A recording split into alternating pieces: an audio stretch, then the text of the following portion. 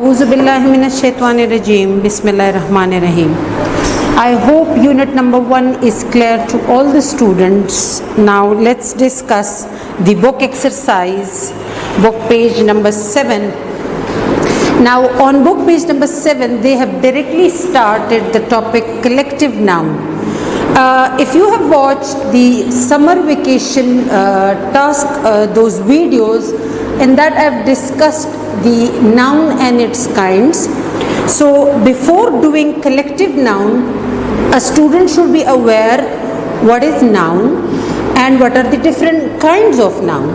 So I'll just revise it or recall it once again so that you get an idea. As we all know that noun is a name of a person, place, animal or thing, and then this noun is divided in so many kinds that it is a common noun, a proper noun, abstract noun, concrete and compound noun and singular and plural and material and collective noun. Now collective noun is something which we can understand by the word collective also. In English grammar, this is a very good thing that you can most of the time understand by the topic, that what is actually the topic about. So the topic is collective noun. Some common noun have a special name when they are in a group. So we have seen things in our daily life, we use them and we are aware of it, but sometimes we don't know the exact word for it, that what is it actually called. We know them in Urdu or in Pashto, but we are not aware what is it called in English. So in English language, there are specific names for each and everything. So collective noun is something when we talk about things which are more than one. When things, people or animals are more than one, they are called collective noun. It says a collective noun is a word used to name a group of people, animal or things. For example, team, class, bunch, etc. You must have watched these cricket matches. So 11 players playing in one team is, suppose, Pakistani team, so it becomes a team because 11 people are playing at the same time in the ground. So when these 11 come together, it becomes a team. You must have seen that in class there are always almost 25 to 30 students. So when all those 25 to 30 people sit together, it makes a class. Then if you I always give examples from the daily life. So if you want to give flowers to someone and you arrange them in a proper way and you decorate them, it becomes a bouquet. So collective noun is something which is in collective form. You must have seen the stars at night. You say this is the galaxies of stars. Now we'll pay attention to the book, page number 7. Columns are given and we have to match the column with the proper names with it. So I hope the definition is clear that things in collective form, or when they are more than one, they are brought together, they have a specific name, it is called collective noun. And when that, if it is a collection of people, animal or thing, it becomes team, class, bunch, etc. Let's see the rest of it on the book. The very first one is range, colony, heap, flock, herd, pack. Now in column B, there are different things, the animals and things are mentioned in it. We are going to match them. So number 1 is the range of hills. You must have seen that when we travel, especially to the northern areas of Pakistan, we can see the mountains and that they are in one flow. So that is called a range of mountains or a range of hills. Colony of ants. When ants become together and they are in one place, it is called colony. Then it says heap of stones. In this video, the pictures will be shown with it. that what am I talking about, but whenever it is construction is going on, you must have seen that a lot of crushed material or those small stones, they are brought together in a big truck or something, and they are put over there, so it becomes a heap. When they are all of them are brought together, it becomes heap of stones. Then we have flock of sheep, we have herd of cow, and it's a pack of hounds. Hounds are animals, these are dogs.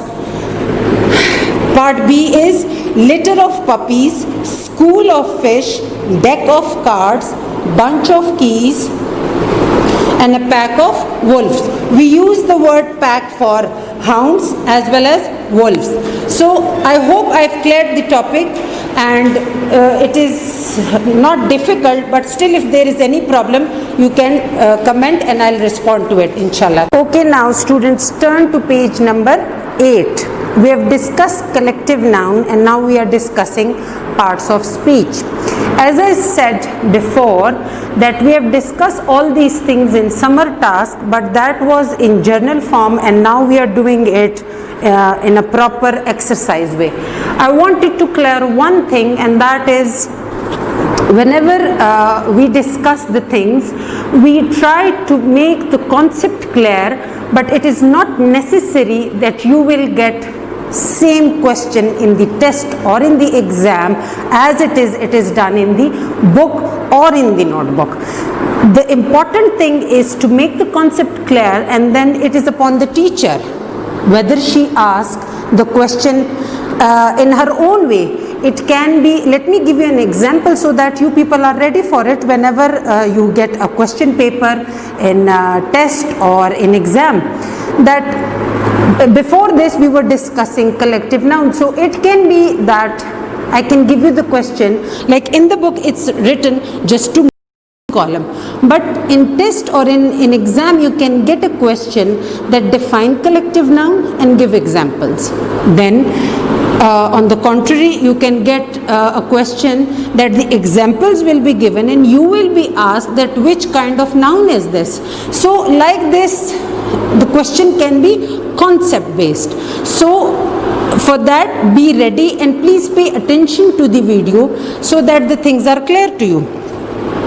Now the next topic is parts of speech, book page number 8, and over here it's a paragraph given and it says to find out all the parts of speech in it. Before going to that paragraph and discussing that, first of all we'll discuss what are parts of speech. You can see on the board I've written that a part of speech have a special job in a sentence. Now every part of speech have its own job, and it should be used at its right and correct place. All the words in the English language belong to a word class, and that is parts of speech. There are 8 main parts of speech in English grammar, and most of you are aware of it. We will just recall them, we'll discuss them in detail, every part, and then we'll be doing this paragraph. Now we are discussing parts of speech, and we said that whatever we speak, whatever we say, it consists all the 8 parts of speech, but we never focus on it, we never realize that these are all parts of speech. While studying this, once the concept is clear to the student, I always tell my students that once you understand it, then it will be easy for you to write English and to speak English. So we were discussing parts of speech, and we said that a part of speech, every part or every single word that is there in the part of speech has its special job in a sentence. Every word is important and it belongs to every word belongs to its specific part of it. Now the very first we are discussing is noun. Noun is the name of a person, place, animal or thing. This is what every student says. When you ask a student, they say that noun is a naming word. Naming word means everything in this universe, if it is a person, if it is a place, if it is animal or thing, and it has a name, it is called noun. Now I've given the example that dog, book, Ali and Honda City, that is a car, are all examples of noun. You can look at the other example also. It says Sana is playing with a ball in the park. Now in this sentence, you can find out when we say noun is person, place, animal or thing. So Sana over here is person, ball over here is thing, and park over here is a place in it. So all these in this sentence, all the words which are there is telling us that they are noun. And noun is anything that has a noun. We will be discussing verb. Now, as a teacher, I understand or I feel, and I always tell my students, that in parts of speech, the most technical one is the verb. Verb is technical because most of the time when the students write something or they speak English, they get confused because it is the verb that changes the tense. So important thing at this level we need to understand is that we have discussed noun, that it's a name of a person, place, animal or thing. Now what is verb? Verb shows action. This is what you have learned in class 3, in class 4. If you ask a student, they reply you that verb is action word. We will describe over here verb in a bit detail because we need to understand at the level of class 5, the student should be aware of all these things. So verb shows action, being or possession. Possession means belonging. For example, if I say verb shows action, so the actions are read, sleep, walk, swim, drive are all actions. All these things shows action, that a person is doing an action.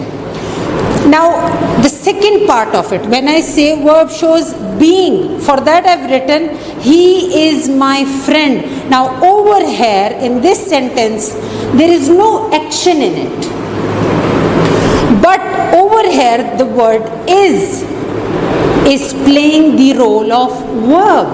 Why? Because it is telling us about the tense. It is something which is happening in the present tense.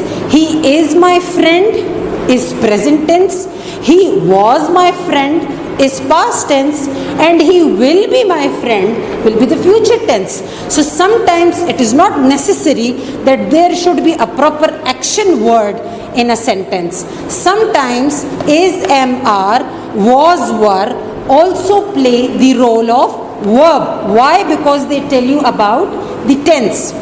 Now the last one says that verb shows being or the possession, which means belonging.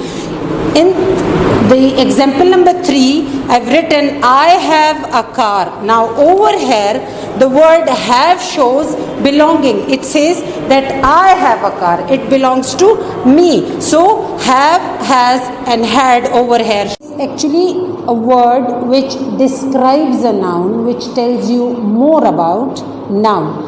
Adjective is the part of speech that describe the quality of a person, place, animal or thing. You can see with everything I've written the example. If I say that he is a smart boy, I am actually telling the quality of a person, that the person is smart. The person can be short, he can be tall. So this is the quality of a person. If I say the example for a place, I say it's a big hall, it's wide, it's huge. I am telling you more about that place and I am describing it. So that is describing a place. When I say a green parrot is flying, I am describing the parrot that it is green in color. So green, big and smart are all the words which describe the person, place, animal and things. I've written fresh fruits. In short, we can say that adjective tells you what kind, how much, how many, how old, how big, how small, how sensitive, how caring, all the qualities that are there. If it exists, it is actually describing the noun. It tells you more about noun. So adjective is a word which gives information about noun. Now another part of speech is adverb. Before this we have discussed noun, verb and adjective. Now we'll discuss adverb and we'll see what is the role of adverb in the parts of speech. It says that adverb is the part of speech that adds more information about a verb or an adjective. Now the role of adverb is to tell us how, where and where the action took place. So if you look at the example, it says my dog eats slowly. Now the action is eating. You can see that the dog is eating, but how an action took place, you can see I've written how the action took place slowly. So adverb, you can understand by the word itself. It says add verb. We are adding something with the verb. We are telling more about verb. It says she writes quickly. How is she writing? She is writing quickly. You can write the examples of when and where as well, which it shows that the action take place where and it take place when. So adverb is a word which tells you about, it gives you more information about the verb. So we will do it now in a very short form and later on we'll go into details, because we have to understand only that what is the role of adverb or adjective or verb in the parts of speech. For this time we need to understand this. Later on we'll be doing it in detail. Discussing adjective, it's time to talk about pronoun. Now let's see what's the role of pronoun in parts of speech. It says that pronoun is the part of speech that replaces a noun. It is used instead of a noun. You can see in the example that he, she, it, I, we, you are the examples of pronoun. Why do we use pronoun instead of a noun? The important reason is that to avoid repetition of the noun, we use the word pronoun. And you can see in this example, it says Ali is a boy, Ali lives in London, London is a big city. Now let's see how pronoun takes the place of a noun. It says Ali is a boy, he lives in London, it is a big city. Now you can see in both these sentences that in the first we are repeating Ali, we are repeating London twice in both sentences. But in the another example where we are telling the role of pronoun is that Ali is a boy, he lives in London and it is a big city. So it tells you that how pronoun takes place of a noun to avoid repetition. The next is preposition.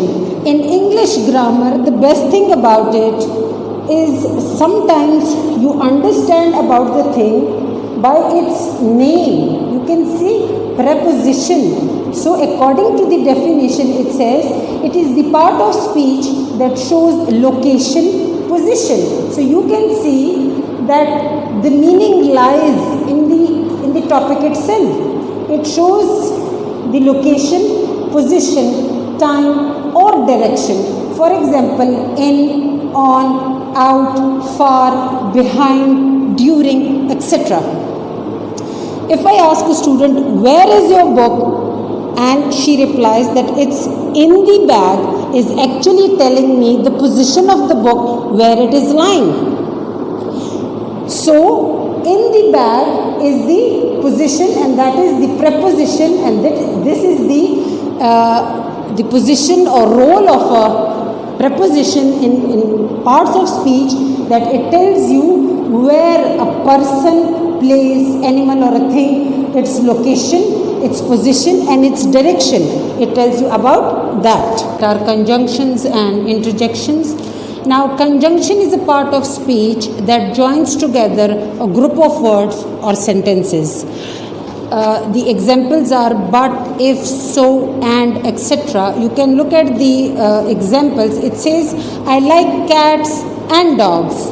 The sky is cloudy, but it is not raining. Now, and is a word which is very regularly used during speaking or writing. We use the word and so much. So, and, but over here is playing the role of conjunction. Why? Because it is connecting, it is joining two things. It says, I like cats and dogs. So, we are connecting cats and dog by the word and. It says, the sky is cloudy, but it is not raining. It means the situation is ready, but it's not raining. There is a but in it, there is a condition in it. Another is interjection. Now, interjection is something which shows emotion and surprise. If we talk to someone one-to-one, they can see our expression.